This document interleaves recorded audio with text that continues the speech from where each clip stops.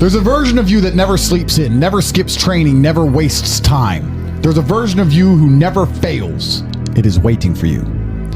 Genuinely ask yourself a question, you at home. If you had done those things for the last 2 years, you never skipped a training, you never wasted time, you never scrolled TikTok, you never sat aimlessly on the internet typing in garbage, never played video games, you never wasted time.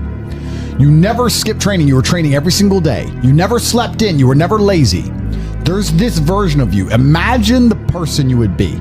Genuinely imagine what you would look like. Imagine where you would live. Imagine the car you would drive. Imagine how much your woman would respect you. Imagine the love you would see in her eyes when she looks at you with adoration like a king. Imagine your existence. That person is waiting for you, and the only thing that's stopping you from being that person is your monumental laziness. You can have it. The universe is very giving. It will give you anything you work for. I've never seen somebody try for something with all of their might and not get it. The only people who do not have the things they want are the people who do not try for them. I've never seen a person wake up and say, my only dedication in life is to solve a Rubik's Cube and fail. You are not stupid. You are not incompetent. You are lazy and arrogant. It's extremely important you understand that that person is waiting for you, and you are declining that version of yourself. In the multiverse, in the many different versions of the universe that exist, there is a version of you that does those exact things, and he is a greater person than you can even fathom. You can transform yourself into that guy. You can be a top G. That's exactly what I did. I knew who I was going to have to end up being before I became that person. My brother and I are not from rich families. We are not from advantaged beginnings, but I knew I had to be a big, strong, fighting billionaire. That's what I knew I had to be. Discipline is the key to success. If you cannot force yourself to do something you don't want to do, how are you ever going to put yourself through the suffering required for greatness? If you cannot force yourself to train when you do not want to train, if you cannot force yourself to work when you don't want to work, if you can't force yourself to not log into Pornhub or force yourself to eat right, how can you possibly ever become a monumentally successful person if you cannot control yourself long enough to do what must be done as opposed to what you feel like doing? The only people who get to live their lives based on how they feel are women and children. Children can cry because they feel like crying, as can a woman. A woman can start an argument because she feels like arguing, as can a child. A man must do what he is supposed to do irregardless of how he feels. That is the key component to masculinity, is discipline. If you do not have the discipline to dedicate yourself to anything, you are going to fail and be crushed by the people who can. If you only go to the gym when you feel like going to the gym, you're never going to be as strong as the people who go to the gym when they don't feel like going to the gym.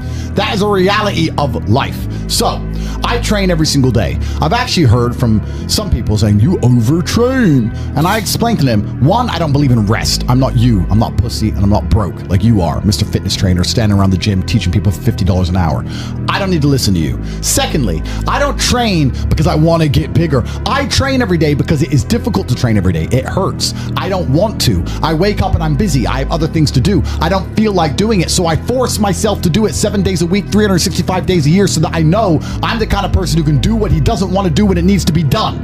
I am that man, and it is more of a mental exercise than a physical exercise at this point. How can you ever outcompete me if I can force myself to do the things I don't want to do and you cannot? Discipline is absolutely essential for success, and you need to get very comfortable and very used to the idea of understanding that on your path to greatness, there are going to be long periods of time where you hate what you are doing, where you are dissatisfied with the actions you must undertake, where you are tired, where you are stressed. That is why it is difficult. That is why most people won't make it. If the path was easy, everybody would walk it and it would lead nowhere. 100 people start the path, 99 fall off because it is difficult, and the one person who makes it to the end gets the gold. If all 100 made it to the end and the gold was divided by 100, it wouldn't even be worth anything. The difficulty gives it value. The fact that it is difficult to do is the key component into the fact you want it in the first place. If it wasn't difficult, everyone would have it and you wouldn't want it because no one would respect it. It's supposed to be hard.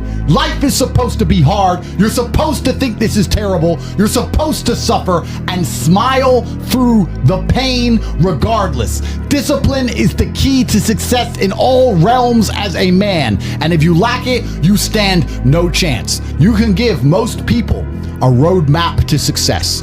You can give them a Ferrari with a full tank of gas And a lot of people still wouldn't make the destination because they would say the drive is too far away.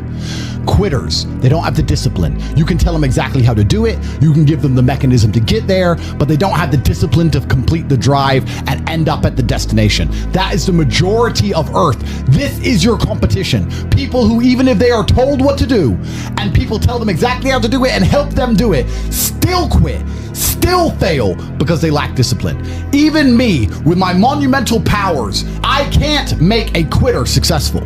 It doesn't matter how good I am. It doesn't matter how easily I make it for them to succeed. It doesn't matter how compendious and concise and powerful the real world is. It doesn't matter how much I text them and motivate them, how many emergency meetings I do to try and talk to them and hype them up, how much motivation I give them. It doesn't matter what I do. If they are a quitter, guess what they're going to do? They're going to quit.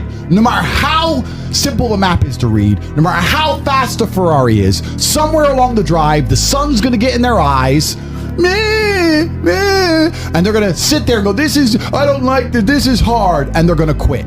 Quitters are the number one type of people that nobody can help. If you're a quitter, I can't help you, life can't help you, God himself cannot help a quitter. So if you lack discipline, you lack the very basic building block to any type of success which exists on the planet. By every single metric which can be measured with science, you are going to stay a loser and a failure. The key is to keep training. If you train hard every single day, you don't have to worry about a little bit of vitamin C. It's true. If you don't train and you don't smoke, you're still going to be a pussy. Yes. The answer is always hard work. As soon as you are granted life, you are guaranteed death. What you do in between is up to you. You are all conscious. That could end tomorrow, that could end in 100 years. But the time between the beginning of your consciousness and the end of it is completely up to you. Training is never the wrong decision. If you're in jail, you should train. If you are free, you should train. If you are rich, you should train. If you are poor, you should train. If you smoke, you should train. If you don't smoke, you should train. If you drink, you should train. If you don't drink, you should train. You cannot escape that hard work is always the correct decision. There is no time in any scenario when working hard is going to be the wrong answer.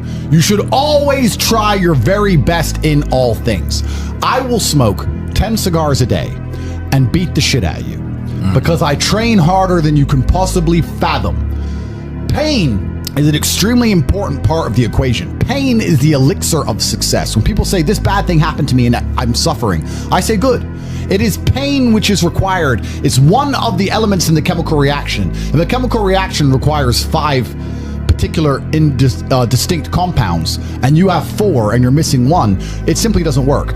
Pain for a man is one of the most important elements in becoming successful. Batman is Batman because they killed his parents. If they did not kill his parents, he would not be Batman. You're supposed to suffer. You're supposed to take that pain. The worst thing that can happen to you as a man is you live a life with no pain in it. To be born into a rich family and have a nice easy life and be given money, and you don't have to go to the gym and not have to train because you have bodyguards and sit around like a fuck up. You're going to be miserable and unhappy and a drug addict buying prostitutes. You're only going to have women who adore you. You're only going to feel confident in yourself and feel happy when you've been through hell and come out the other side. The pain is required, and you'll often notice that people who are better than you are people who have suffered more than you have suffered. So the person who is waiting for you, he requires your motivation. It also requires huge amounts of pain. So when bad things happen to you, do not sit at home and lament. Do not feel sorry for yourself. Instead, look in the mirror and say, thank you, God, for giving me one of the ingredients that is needed for the chemical concoction that is going to turn me into a superhero. Because pain is an extremely important one. In fact, it's one of the most important ones for a man. Everything is war. All of it. Sitting in the commute without losing your patience is war. Trying to find a way to escape your slave job is war. Keeping your wife happy and your children inspired is war. Training to become stronger than before is war. It is all war, and it cannot be avoided. And I'll tell you why it's war. Because war is 2 opposing sides trying to achieve the same goal.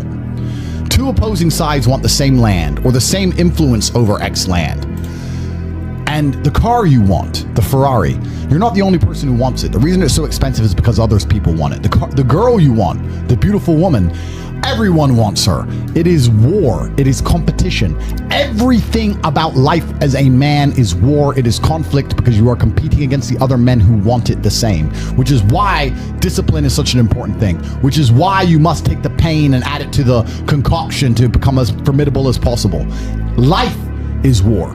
This idea that you can go through life as a man and avoid war is probably the biggest mistake that most men make, because it is impossible for you to achieve anything significant without war. Running a business is war. Running a hotel, running a restaurant, running an online company, it's war. Training is war. Life as a man is war. You need to wake up and view it exactly as what it is. Everything I want, other people want. Everything I desire, other men are trying to get. This is a war and I must outcompete them. That is the best possible mental model you can have. Even in jail, it was a war for who could stay most calm, a war who could control their mind the best, a war for who could suffer the least. That is war. I was surrounded by people who lost their minds and I refused. It was a battle and I was successful. Life in and of itself as a man is a never-ending struggle and a never-ending battle. It is the constant of the human condition. Evolution requires pain. While others complain that they do not feel happy enough, I'm happy I'm struggling. I don't want to be happy. I want to be great. This is the beauty of life as a man. Do you understand? I don't care. I'm happy to be struggling. I wanted to fight. You wanted to win. I wanted to fight.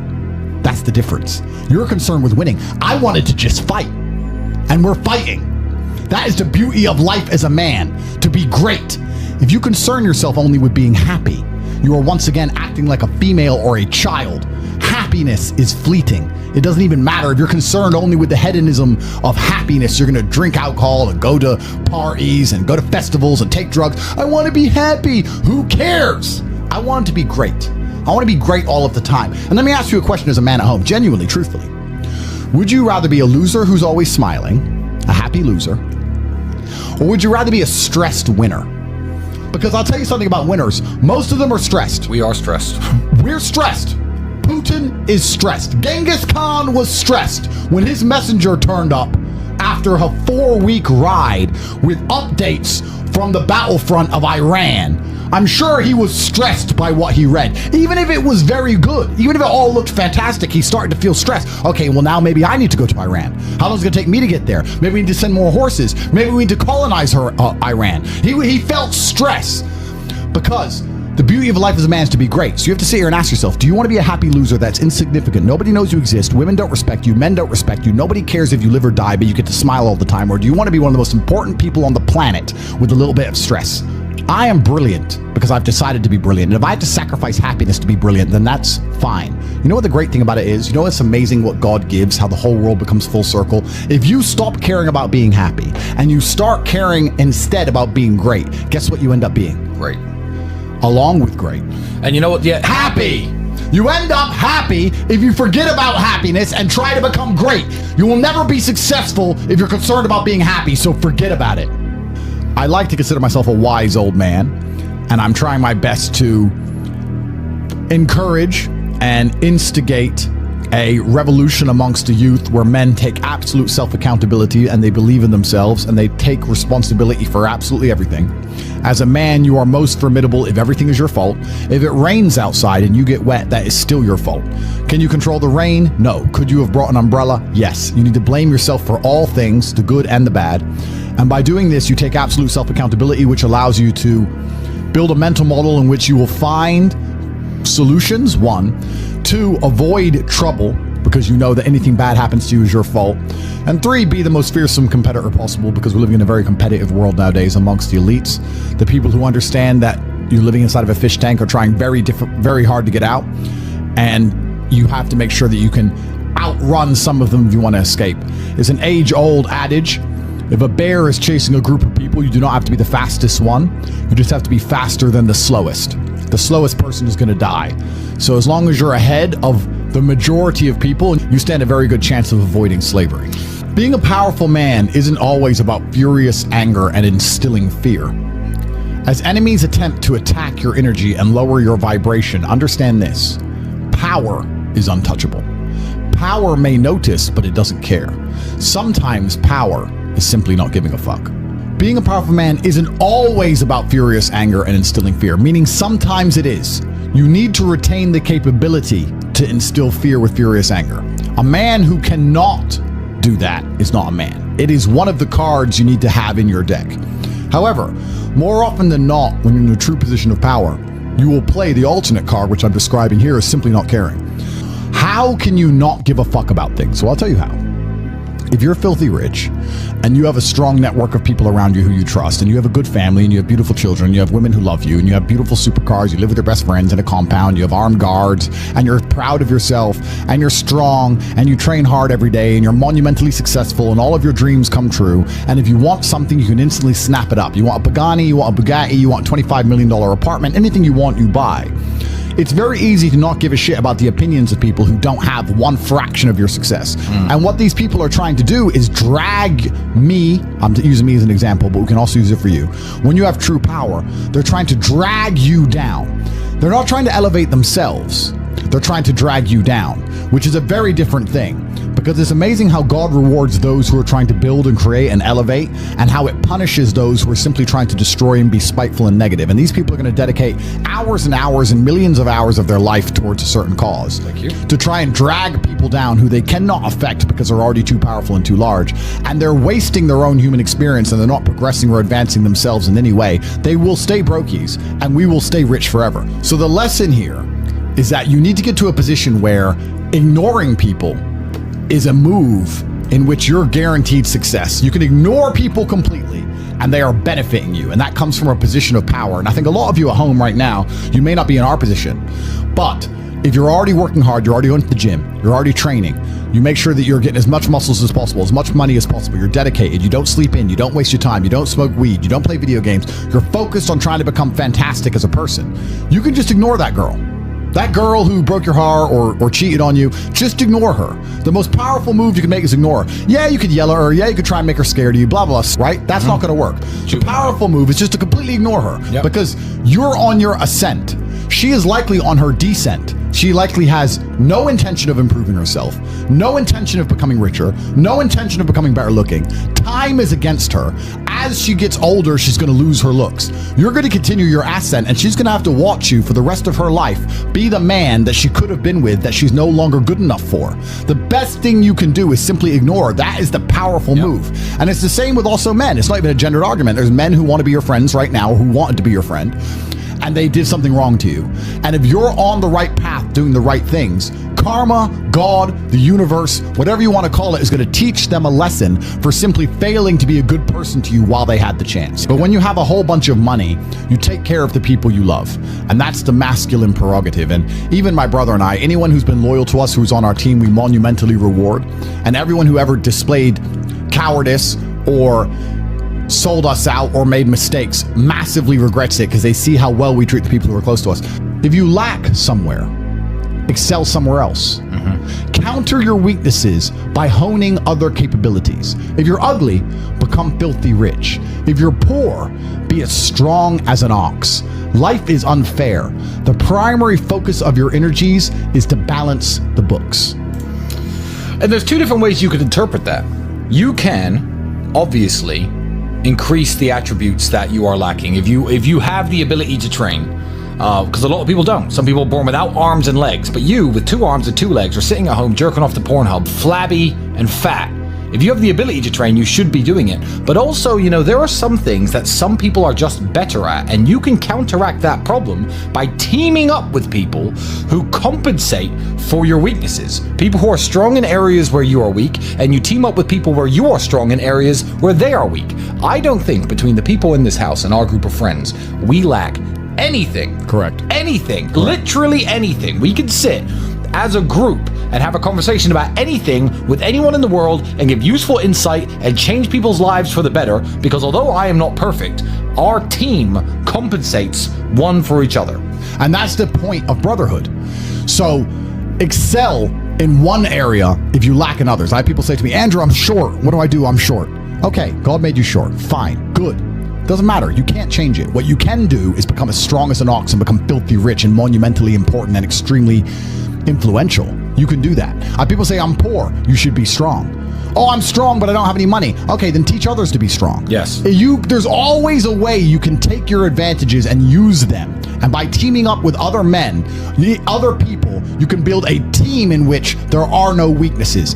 So if you have a disadvantage, you also have somewhere God has given you a distinct advantage over others. And it is your duty to excel in that realm. It is your duty to become so monumentally influential and powerful within that specific criteria in which you have the capability to be brilliant, that your weaknesses no longer appear because they can be simply overshadowed by your network or overshadowed by your absolute competence. By constructing the correct mindset, you can be in the exact same scenario you're currently in, living the exact same life with a different mental model in which you view the world, and you will not only feel more powerful, you will be more powerful, you'll achieve more amazing things, you will be greater, you will be happier with the same car, the same woman, the same house, the same income, the same everything, but your mind changes the lens in which you view the world. Lenses change things. Rose tinted glasses, perhaps dark glasses. You can put glasses on, change the lens, and you can view the world differently